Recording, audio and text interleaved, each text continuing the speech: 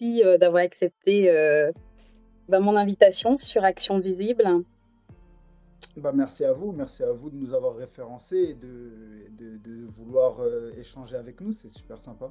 Oui, Moi, je suis Hicham Mousseni, je suis le cofondateur et CEO de Kunto. d'accord, Kunto, c'est une application mobile destinée aux personnes en situation de handicap ou atteintes de pathologies spécifiques.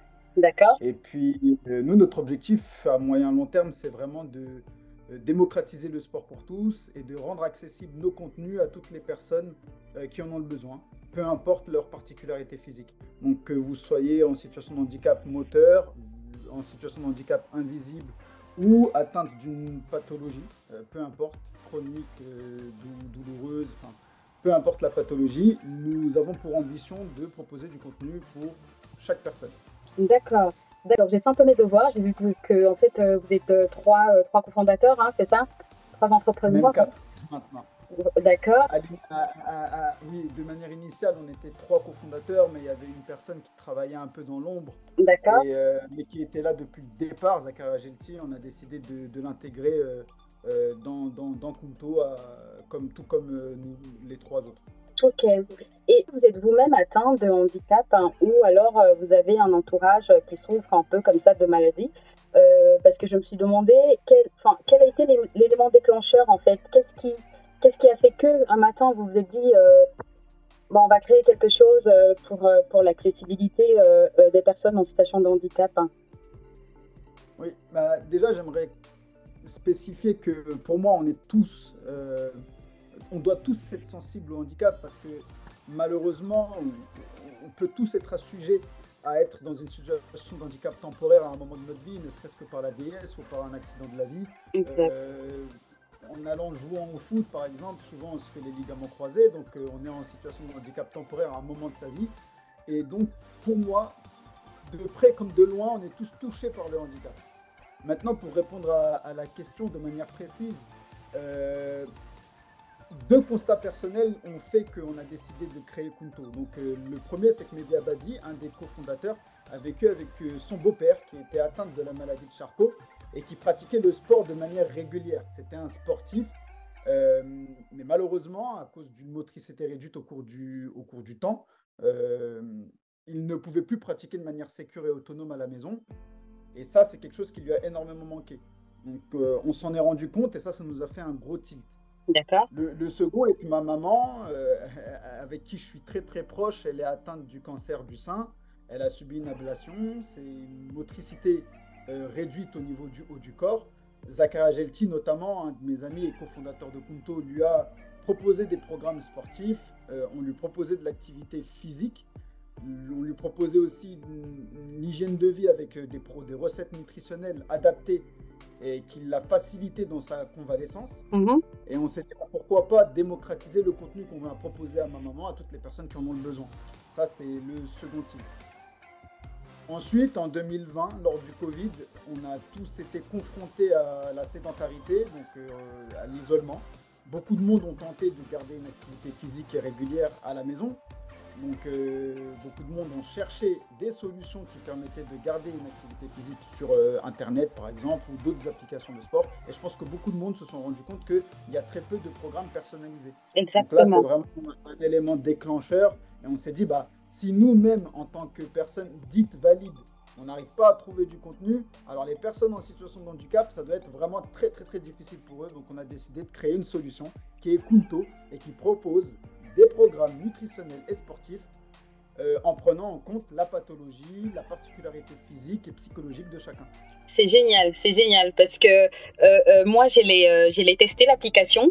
Déjà pour son utilisation, pour la trouver, il faut le télécharger tout simplement si on a un iPad ou un Samsung, télécharger, enfin pour moi sur Play Store, hein. Et si on a un iPhone sur Apple Store, tout simplement. Ensuite, on crée un petit compte et on a un questionnaire comme ça qui nous pose des questions sur nos besoins. Et en fonction des réponses, derrière, on a une série d'exercices qui nous sont proposés. Alors, moi, franchement, j'ai beaucoup aimé parce que moi, je suis atteinte des mains et des pieds.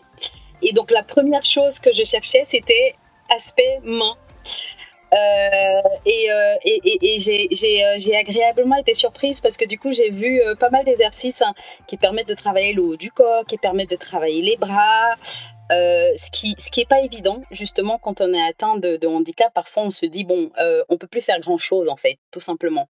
Alors que non, à travers des applications comme Conto, on a la possibilité effectivement de pouvoir se dire bon, même si on ne peut plus la pratiquer comme on faisait avant, il y a quand même une possibilité qui nous est donnée de pouvoir comme ça mettre en place des petites routines sportives et puis nutritionnelles, bien évidemment.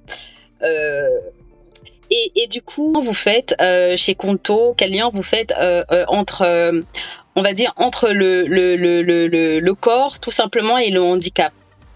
Qu'est-ce qui fait que? Alors, tout d'abord, je voulais juste préciser que la version qui est téléchargeable sur les stores, c'est vraiment une version prototype qui permet à tout le monde de voir un petit peu ce qu'on propose. Mais très prochainement, il y aura une version bien plus complète où vraiment il y aura beaucoup plus de contenu en termes de nutrition et de sport. Alors, pour répondre à la question, et je pense que c'est plutôt Zakaria qui aurait pu répondre encore mieux à cette question-là, parce que lui, il est enseignant en activité physique adaptée et c'est lui qui crée tout le contenu qu'on met à disposition de nos futurs adhérents. Mais en réalité, nous, ce qu'on fait, c'est qu'on essaye de créer un parcours physique et nutritionnel par rapport aux habitudes des personnes dans le quotidien. Donc, je vais donner un exemple typique. Si la personne elle est contrainte à soulever des charges de manière régulière, on va essayer de regarder ce qu'il fait, ce que les personnes, par exemple, en fauteuil roulant font de manière régulière dans leur quotidien et créer des exercices qui vont leur permettre de gagner en force physique, en capacité physique pour faciliter la vie de ces personnes-là dans le quotidien, en fait, tout simplement. Donc ça, c'est la base de Conto. Déjà, qu'est-ce que les gens, quels sont les mouvements qu'ils réalisent de manière régulière? Ensuite, nous, on crée des parcours sportifs ou des parcours d'activité physique qui leur permettront de faciliter leur quotidien. D'accord. Bah, c'est super arrivé parce que voilà, du coup vous êtes entrepreneur et pour ceux qui nous regardent, je suppose qu'il y en a parmi qui se posent des questions, comment on fait, est-ce que comme ça dans votre parcours, il vous est arrivé de douter tout simplement de la pertinence de votre projet, de douter des bienfaits de votre projet, de douter de l'accueil de ce projet?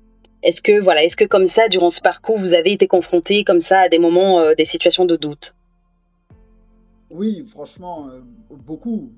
C'est vraiment difficile, surtout que nous, pour rester très très humble, on a quand même créé un concept qui est assez novateur, parce que ça n'existe pas vraiment. On a des concurrents, mais souvent ils se focalisent sur un seul handicap.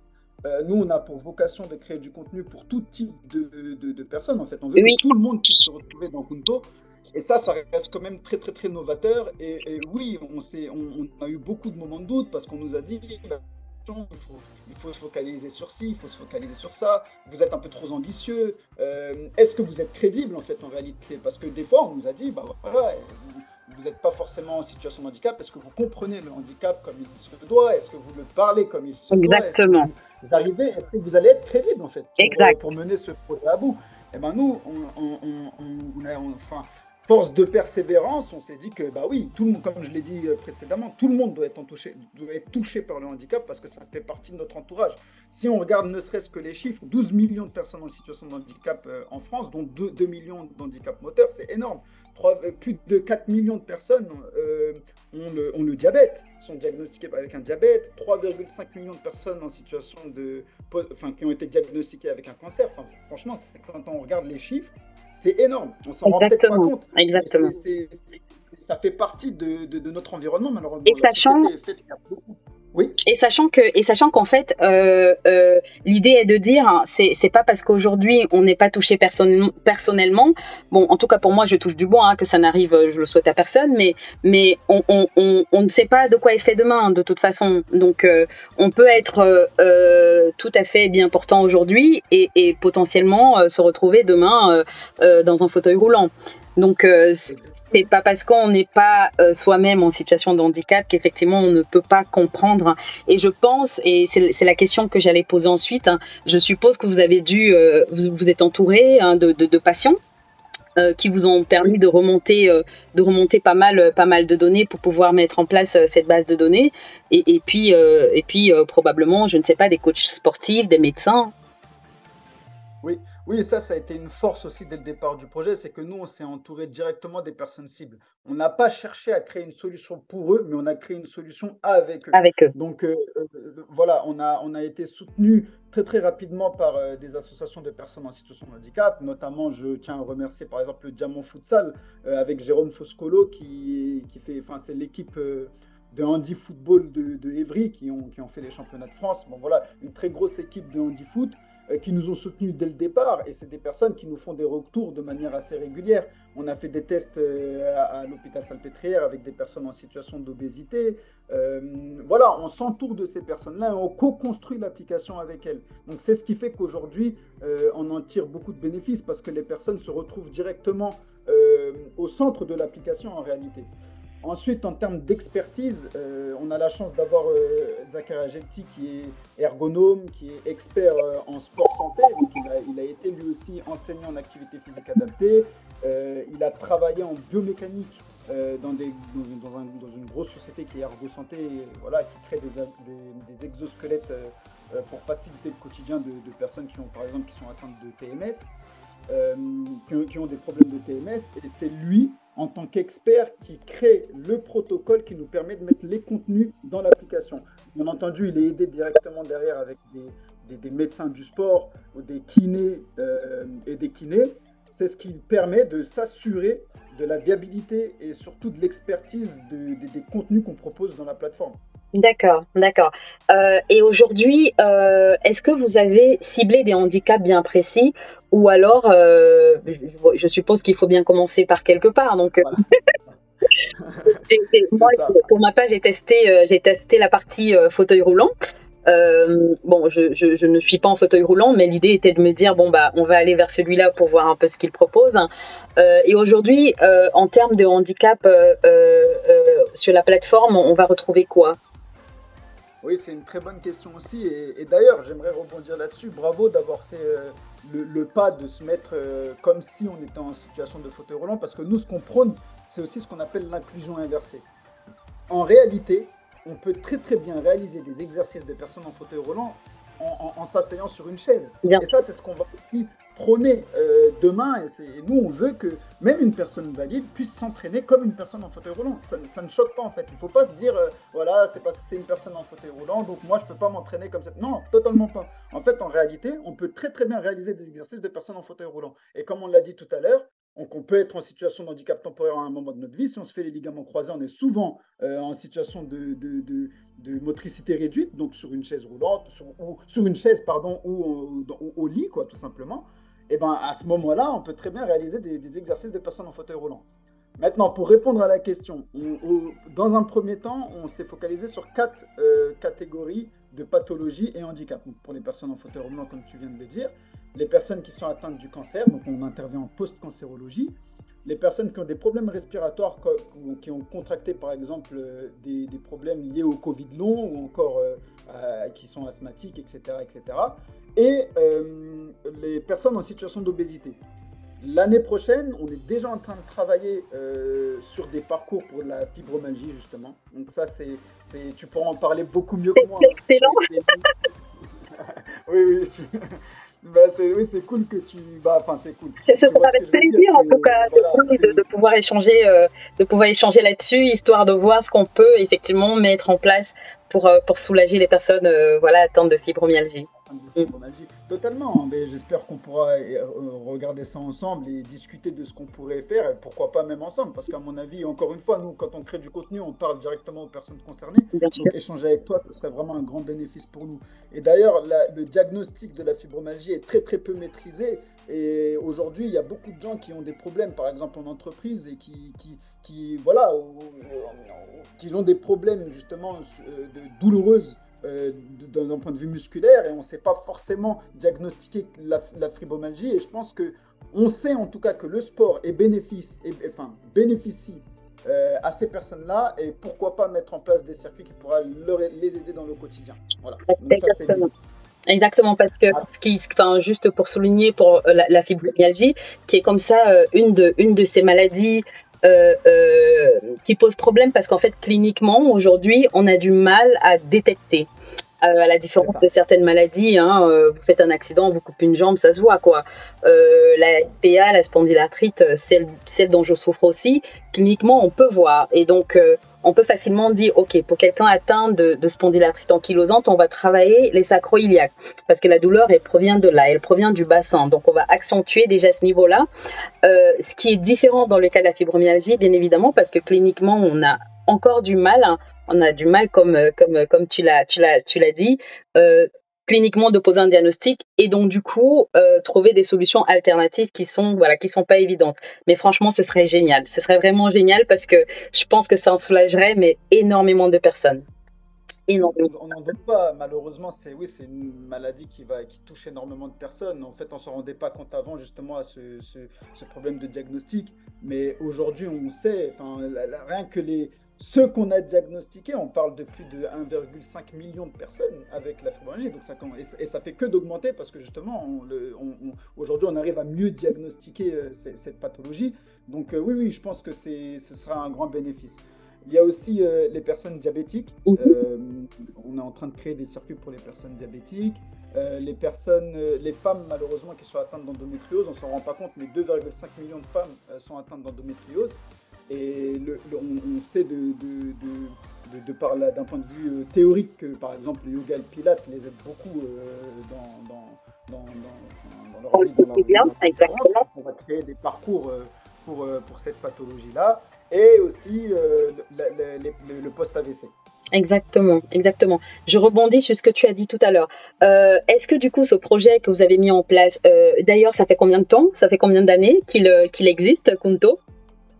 Alors, Kunto a été créé le 8 janvier 2021. Après, on travaillait un petit peu en amont dessus, mais sinon, on a créé la société il y a à peu près 2 ans. D'accord. Est-ce que à travers ce projet, est-ce que à travers les malades que vous avez rencontrés, bien évidemment, l'application n'est pas liée que au handicap, vous aurez compris, mais moi, je parle un peu plus d'handicap parce que on va dire que c'est la partie qui m'intéresse, pour étant moi-même handicapée. Est-ce que tout au long de ce projet aujourd'hui, est-ce que ça vous a permis d'avoir un autre regard sur le handicap? Est-ce que ça a changé quelque chose ou alors vous aviez déjà une idée, un regard qui, malgré la mise en place de tout ce beau projet, n'a pas forcément changé grand-chose? Alors, c'est vrai que je pense que, honnêtement, je pense qu'aujourd'hui, il y a un peu plus d'implication. Il y a le gouvernement met en place beaucoup d'actions pour sensibiliser, je trouve. Après, je ne sais pas si c'est parce que je suis aujourd'hui dans ce petit monde que j'ai l'impression qu'il y a de plus en plus de personnes sensibles à ça, mais j'ai l'impression qu'il y a plus de gens impliqués, il y a plus de projets aussi novateurs comme les nôtres qui commencent à voir le jour. Et ça, je trouve ça merveilleux parce qu'en fait, à l'époque, je crois que ces personnes-là en situation de handicap étaient vraiment, vraiment très, très, très isolées. Exact. Aujourd'hui, ils sont de plus en plus inclus dans la société, en entreprise, que ce soit en entreprise ou à l'extérieur. Voilà, on essaie de rendre accessible un peu tout et c'est super important. Voilà, aujourd'hui, quand on crée une application, voilà, comme nous, Kunto, je le dis aujourd'hui, dans les prochaines semaines, on a commencé un gros chantier, c'est de rendre accessible l'application à tous. Donc, par exemple, aux malvoyants, aux sourds et muets, etc., etc. Et ça doit faire partie de l'ADN de toute nouvelle start-up, toute nouvelle entreprise, tout nouveau projet, en fait, en réalité. Donc, je pense qu'il y a beaucoup d'efforts qui sont faits aujourd'hui par tout le monde. Et ça va faire que d'améliorer le constat du manque d'accessibilité aux services de bien-être de manière générale aux personnes en situation de handicap. Bien sûr, c'est aussi un peu la raison d'être, on va dire, de Action Visible, hein, qui est de permettre justement de rendre visibles toutes ces solutions innovantes, émergentes, pour laquelle, voilà, moi je dis, hein, sincèrement, moi je tombe des fois sur des applications par hasard, hein, et c'est vraiment d'où m'est partie l'idée de mettre en place vraiment quelque chose qui permette de centraliser un peu tout ça, parce que je pense que des comme moi, y on a pas mal. Euh, et pour ma part, je souffre quand même de douleurs chroniques. Ça fait une bonne trentaine d'années. Donc, autant dire que je vois effectivement les progrès, les avancées aujourd'hui, hein, qu'on n'avait pas avant. Et malgré ça, on est toujours dans l'inconnu. C'est-à-dire que pour quelqu'un qui vient d'être diagnostiqué, la plupart du temps, n'a pas d'informations, ne sait pas où aller, ne sait pas quoi faire, hein, est complètement démuni. Et en ça, des applications comme Conto, franchement, je pense que ça va changer pas mal de choses.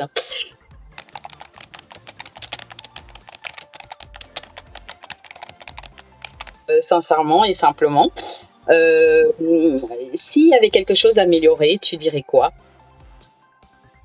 Oula, s'il y avait quelque chose à améliorer, bah, je pense le référencement, comme tu l'as dit, et ça c'est vrai qu'on nous l'a souvent dit, les personnes en situation de handicap sont souvent perdues pour trouver justement ces solutions émergentes. Donc bravo à Action Visible, parce que c'est vraiment quelque chose qui, nous, en retour d'expérience, nous a été souvent dit, bah ok, on sait que dans toute région, toute ville, on a un club de football, mais est-ce qu'il y a un club de cécifoot? Est-ce qu'il y a un club de handifoot? Ça, on ne le sait pas forcément. Exact. Est-ce qu'on peut faire telle action? Est-ce qu'il y a telle structure qui est accessible ou pas? Le référencement est encore. Il y a des solutions qui le font, hein, mais c'est encore un peu. Voilà, il manque encore de référencement à ce niveau-là. C'est timide parce qu'effectivement, ça dépend aussi beaucoup de la tranche d'âge, de plein de choses, hein. Les jeunes qui sont en réseaux sociaux vont peut-être facilement avoir la possibilité de s'informer et puis des personnes un peu plus âgées voilà, qui sont un peu de l'ancienne école, si je puis dire, ne sauront pas forcément qu'en fait, il faut aller tout simplement sur Apple Store et puis télécharger l'application Conto. Si tu avais une réussite à partager avec nous, ce serait quoi? Alors, c'est vrai qu'il y a des personnes que l'on rencontre souvent parce on est amené des fois à présenter notre projet dans des événements, des gros événements. Et je me souviens d'avoir rencontré une personne en fauteuil roulant. Bon, je ne vais pas forcément citer le nom, mais on lui avait présenté Kunto. On l'a revu dans un autre événement à Boulogne. Et il nous avait dit, bon alors, c'est quand que ça sort Kunto? Je suis vraiment pressé de l'utiliser. Donc en fait, rien que ce fait qu'on a marqué cette personne qui a utilisé l'application et qui nous dit bah on en a besoin, c'est quand que ça sort, ça nous a fait vraiment c'est que du bonheur parce qu'en réalité on voit que notre projet fait sens et qu'il y a un besoin et que les gens attendent la sortie de Punto en fait. Super. Une frustration à partager, ce serait quoi? Une frustration. Tu me poses des grosses questions là. Une frustration, oui, bah, c'est d'un point de vue économique, hein. Nous, aujourd'hui, c'est vrai que là, je vais parler purement business. Aujourd'hui, si Punto n'est pas sur les stores, sur les stores, la version finale n'est pas sur les stores, c'est notamment à cause d'un manque de moyens. Je ne me plains pas, hein, mais je dis juste que pour pouvoir créer une application ambitieuse comme la nôtre, ça demande énormément de fonds. Donc on a dû pivoter en termes de business pour aujourd'hui proposer notre plateforme à des entreprises qui vont acheter des licences pour les proposer à leurs clients, collaborateurs ou encore à des mutuelles pour collaborateurs ou salariés ou à des mutuelles pour leurs clients. Mais nous, notre objectif, c'est vraiment que l'application sorte en B2C pour toutes les personnes qui en ont besoin très bientôt. Donc voilà, on espère, là on est en pleine levée de fonds, on espère qu'il y a des investisseurs qui vont nous entendre et qui vont vouloir investir dans Kunto pour démocratiser l'application à toutes les personnes qui en ont le besoin en France et il y en a beaucoup malheureusement. Des merci à partager, ce serait quoi?